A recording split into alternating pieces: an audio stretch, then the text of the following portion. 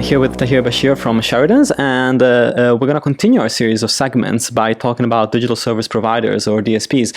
And on the show, of course, we talk about DSPs a lot, and namely, we call them startups most of the time. So, so first of all, let's go back, let's backtrack to the history of the music industry and startups and technology. There's always been a bit of suspicion there, and why do you think that is?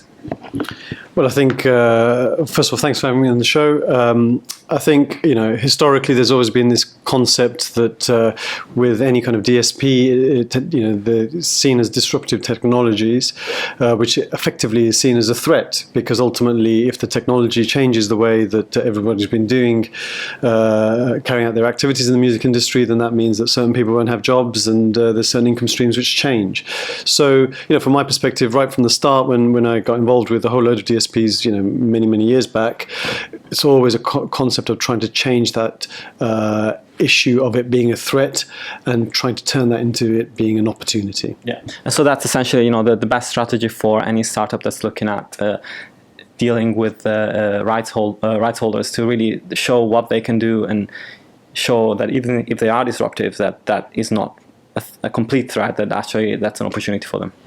Yeah, I mean, ultimately the record company or the label or the rights holders, you're talking to a number of those guys who are business development people. Yeah. They're looking for income. They're looking for different ways of using their rights. So you as the DSP have to show the value of your product to them, even if it means diminishing value in other areas. Good example being, digital music distribution might result in diminishing values in physical music distribution. But ultimately, if that's the way things are going, there's no choice. But also, you need to get on there to monetize that, the digital distribution aspects of it. Yeah, sure. And how important is it to demonstrate your product as well to prospective, rights holders that you want to make a deal with as a startup? Is that really a big factor in their decision as well? Very much so. Ultimately, you think of labels and content owners as the equivalent of investors. An investor doesn't invest in something that they can't see, unless the people behind that investment, in that product, has a track record.